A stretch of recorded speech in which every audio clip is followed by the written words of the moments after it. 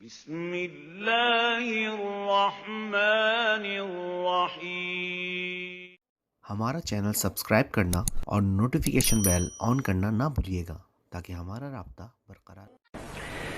اب میں آپ کو ایک حدیث سنانے چلا ہوں جس میں ایک عجیب نقشہ سامنے آتا ہے کہ یہ مہدی جب ظاہر ہوں گے تو کس طور سے ظاہر ہوں گے، ان کے ظہور کی کیفیت کیا ہوگی، کیف یظہر۔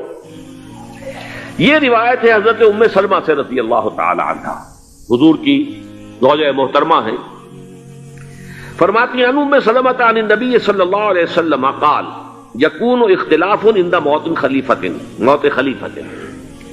حضور نے فرمایا ایک خلیفہ کی موت پر اختلاف واقع ہو جائے گا، خانہ جنگی ہو جائے گی۔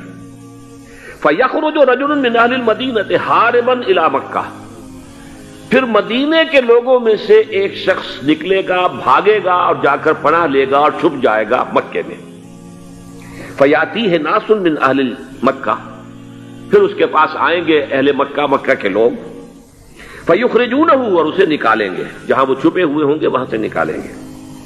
وہو کارہ، اور وہ بالکل اس کو پسند نہیں کر رہے ہوں گے، نہ وہ خواہش مند ہوں گے کہ ان کے ہاتھ پر بیعت کی جائے، نہ وہ یہ چاہیں گے کہ وہ میدان میں آئیں اور ان کو جو ہے اپنا لیڈر مانا جائے۔ وہو کارہ فیبایعونہ بین الرکن والمقام، لیکن لوگ جو ہے پھر اصرار کے ساتھ ان کے ہاتھ پر بیعت کریں گے رکن اور مقام کے درمیان۔ رکن وہ کونا ہے خانہ کعبہ کا جس میں حجر اسود لگا ہوا ہے، اور مقام ابراہیم جو ہے، ان دونوں کے مابین جو یہ علاقہ ہے یہاں پر وہ بیعت ہوگی۔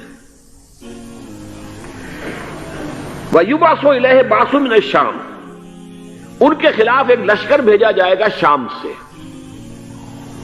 نہیں کہا جا سکتا کہ باسی حکومت اس وقت کی جو ہے اس کی طرف سے کوئی مسئلہ اس طرح کا اٹھ کھڑا ہو، اس لیے کہ ابھی تو بہرحال باسی حکومت وہاں ہے۔ فَيُخْسَفُ بِهِمُ بِالْبَيْضَاءِ بَيْنَ مَكَّةَ وَالْمَدِينَةِ، لیکن اللہ تعالیٰ اس لشکر کو مکے اور مدینے کے درمیان وادی بیضاء میں دھسا دے گا، زمین کے اندر پورے کے پورے لشکر کو۔ فَإِذَا رَأَى النَّاسُ ذَلِكَ، جب لوگ یہ دیکھیں گے کہ اتنی بڑی نشانی ظاہر ہو گئی، أَتَاهُ أَبْدَالُ الشَّامِ وَعَصَائِبٌ من العراق فَيُبَايِعُونَهُ، اب شام سے سارے کے سارے جو اولیاء اللہ ہیں وہ بھی آئیں گے، اور عراق سے جوق در جوق لوگ آئیں گے اور ان سے بیعت کریں گے۔ وَيَعْمَلُ فِي النَّاسِ بِسُنَّةِ نَبِيِّهِمْ، پھر وہ عمل کریں گے لوگوں کے مابین، حکومت کریں گے اپنے نبی کی سنت کے مطابق۔ وَيُلْقِي الْإِسْلَامُ بِجَرَانِهِ، اور اسلام اپنی گردن زمین پر ٹکا دے گا۔ وَالْأَرْض، فی الارض، زمین میں۔ فَيَلْبَسُ 7 سنین، پھر وہ 70 برس تک حکمران رہیں، 7 برس تک حکمران رہیں گے۔ ثم يتوفى، پھر ان کا انتقال ہوگا۔ وَيُصَلِّي عَلَيْهِ الْمُسْلِمُونَ، اور مسلمان ان پر نماز پڑھیں گے۔ یہ جو میں نے آپ کے سامنے نقشہ کھینچا ہے، اس سے اب میں ایک نتیجہ نکالتا ہوں، اسے بھی میرا گمان کہیے، اختلاف بھی کر سکتے ہیں آپ، اگر اس کو وزنی سمجھے تو قبول بھی کر سکتے ہیں۔ وہ یہ ہے کہ میرے نزدیک شاہ فہد کے انتقال پر لا محالہ یہ صورتحال پیدا ہو جائے۔ ولی عہد وہاں ہے عبداللہ بن عبدالعزیز، امریکہ کو وہ پسند نہیں کرتے اور امریکہ انہیں پسند نہیں کرتا، یہ بالکل تش تش بام ہے۔ امریکہ نے لازماً جس طریقے سے اپنے پنجے گاڑے ہیں سعودی عرب کے اندر، اپنا فوجی اڈا بنایا ہے، تو آسانی کے ساتھ وہاں سے اپنے پنجے ہٹانے کے لیے تیار نہیں۔ ایک حدیث میں آتا ہے قرن الشیطان، نجد سے شیطان کا سینگ برآمد ہوگا، وہ شیطان کا سینگ ہے، جو میزائل وہاں پر لگے ہوئے ہوں گے اس وقت، در حقیقت وہ سارے کے سارے جو ہیں وہ شیطان کے سینگ ہیں۔ بہرحال کوشش وہ کرے گا کہ جیسے کہ اس نے جارڈن میں کیا، کتنے عرصے سے وہاں شاہ حسین کا چھوٹا بھائی حسن جو ہے وہ ولی عہد تھا، عین وقت کے اوپر آ کر، اور پتہ نہیں کیسی کیسی دوائیاں دے کر اسے لے کر آئے ہیں شاہ حسین کو، مرتے ہوئے کو تھوڑی دیر زندہ رکھنے کے لیے، اور وہ تبدیلی کروا کر جو ہے واپس لے گئے ہیں۔ تو یہ معاملہ ہوا ہے، تبدیلی کروا دی، وہاں تو ہو گئی آرام سے، کوئی بات نہیں۔ بحرین میں بھی غالباً ایسا ہی معاملہ ہوا ہے، واللہ عالم، مجھے یاد پڑتا ہے کہ وہ چاہتے ہیں کہ ہمارا پسند کا آدمی آئے۔ اگر سعودی عرب میں یہ کام کیا گیا تو اس کا لازمی نتیجہ خانہ جنگی ہوگا، اس لیے کہ وہاں کی روایت یہ بڑی سخت ہے، بڑی پختہ ہے پھر یہ کہ وہاں جو ہے امیر عبداللہ جو ہے، جو وہاں پر اگرچہ سپہ سالار وہ نہیں ہے، کمانڈر ان چیف وہ نہیں ہے، کمانڈر ان چیف تو کوئی اور ہے، لیکن الحرس الوطنی جو ہے، نیشنل گارڈز، بہت بڑی فورس ہے وہ، اصل بیڈوین فورس جو ہے صحرا کے لوگوں کی، عرب فورس، وہ در حقیقت الحرس الوطنی ہے، نیشنل گارڈ ہے، اور اس کا کمانڈر ان چیف یہ ہے امیر عبداللہ. تو لازماً یہ شکل جو ہے پوری ہو کر رہے گی. جیسے ہی یہ معاملہ ہوا شاہ فہد کے انتقال کا، تو یہ اختلاف ہوگا، خانہ جنگی ہوگی. پھر کوئی اللہ کا بندہ جو ہوگا، میرے نزدیک، میں آج سے کوئی 6-7 سال پہلے سالانہ اجتماع تھا تنظیم اسلامی کا راولپنڈی میں، میں نے اس وقت وہاں کہا تھا، اس سے ذرا اخبارات میں بھی کچھ وہ کنٹروورسی آئی تھی کہ میرے نزدیک امام مہدی پیدا ہو چکے ہیں، ان کے ظہور کا وقت قریب ہے. اور اس کی تھوڑی سی بعد میں مجھے معلوم ہوا کہ جین ڈکسن غالباً نام ہے امریکن اس کا، جس نے یہ پیشن کوئی خبر دی تھی کہ 1962 میں عالم عرب میں ایک بچہ پیدا ہوا ہے کہ جو وہاں کا نقشہ بدل کر رکھ دے گا.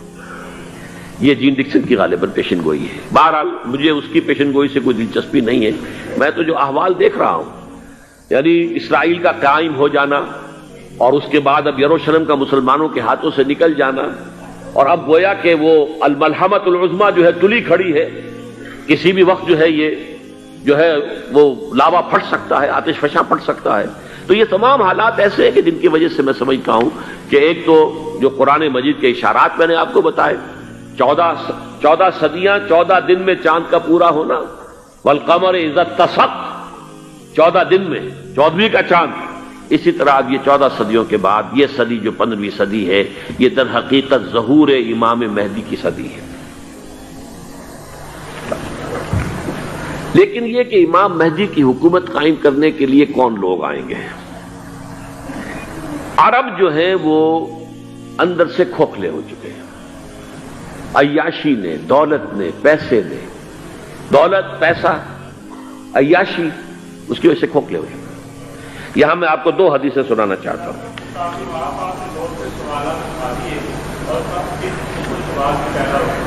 بہت سے ہو گئے، آپ اطمینان سے تشریف رکھیے.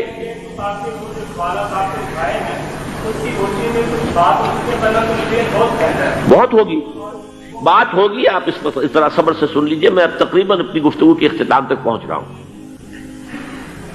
سنن ابن ماجہ کی روایت ہے حضرت ابو ہریرہ سے رضی اللہ تعالی عنہ، قال قال رسول اللہ صلی اللہ علیہ وسلم اذا وقعت الملاحم بعث اللہ بعثا من الموالی هم اکرم العرب فرسا واجودہ سلاحا یوید اللہ بہم الدین. رواہ ابن ماجہ عن ابی ہریرہ رضی اللہ تعالی عنہ. جب ملاحم کا دور شروع ہوگا تو اللہ تعالیٰ اٹھائے گا ایک لشکر یا لشکروں پر لشکر موالی میں سے. موالی کون ہے؟ عربوں نے جب فتح کیا تھا اس پورے علاقے کو خلافت راشدہ کے دوران، اور پھر وہ لوگ جو ہے، ایک رائے تو یہ تھی کہ انہیں غلام بنایا جائے سارے آبادیوں کو، لیکن یہ کہ حضرت عمر کا اجتہاد تھا، اس کے مطابق جو ان کو غلام نہیں بنایا گیا تو وہ موالی کی حیثیت رکھتے ہیں. عربوں میں دم نہیں ہے، موالی میں سے لشکر اٹھیں گے کہ جو در حقیقت حضرت مہدی کی حکومت کو قائم کرے گی. دوسری حدیث سنیے، عن عبداللہ ابن الحارث رضی اللہ تعالی عنہ، اور یہ ابن ماجہ کی روایت ہے. قال قال رسول اللہ صلی اللہ علیہ وسلم یخرج الناس من المشرق فیوطئون للمہدی یعنی سلطانہ. لشکر نکلیں گے، لوگ آئیں گے مشرق سے، اور وہ حضرت مہدی کی حکومت کو جمائیں گے اور قائم کریں گے. اب ذرا نوٹ کیجئے کہ جزیرہ نماء عرب کے مشرق میں کون سے ملک ہیں؟ 3: ایران، افغانستان، پاکستان. یہ 3 سالڈ مسلم ممالک، مسلم آبادی اکثریت. ویسے تو یہ کہ آگے ہندوستان میں 20 کروڑ مسلمان ہیں، لیکن وہ 20 کروڑ جو ہے وہ تو 80 کروڑ کے اندر تحلیل ہو جاتے ہیں غیر مسلموں میں. لیکن یہاں جو معاملہ ہے یہ غالب اکثریت کے. ان میں سے ایران کا معاملہ جہاں تک ہے، نمبر 1 یہ کہ وہ شیعہ عقائد کے حصار میں بند ہے، اس سے ادھر ادھر ہونا اس کے لیے ممکن نہیں. حدیث میں یہ بھی آتا کہ اصفہان سے 70,000 یہودی دجال کا ساتھ دیں گے. لیکن بہرحال خراسان ایک صوبہ ہے افغانستان کا اس وقت بھی شمال مشرقی کونے میں، مجھے امید ہے وہاں سے خیر کی. کیونکہ خراسان کا لفظ وہاں پہ شامل ہے، اور حضور کی حدیث میں بعد میں آپ کو سناؤں گا کہ خراسان سے فوجیں چلیں گی جو یروشلم کو دوبارہ حاصل کریں گی، فتح کریں گی۔ جیسے پہلے یروشلم کھویا عربوں نے تھا، دوبارہ حاصل کیا تھا کرد نے، کرد خون صلاح الدین ایوبی رحمت اللہ علیہ، ایسے اب پھر عربوں نے کھویا ہے، لیکن لینے والے خراسان سے لشکر آئیں گے۔ یخرج من خراسان رایات سود لا یردھا شیء حتی تنصب بإیلیا، خراسان کے علاقے سے کالے علم لے کر لشکر چلیں گے جن کے رخ کو کوئی موڑ نہیں سکے گا جب تک کہ وہ جا کر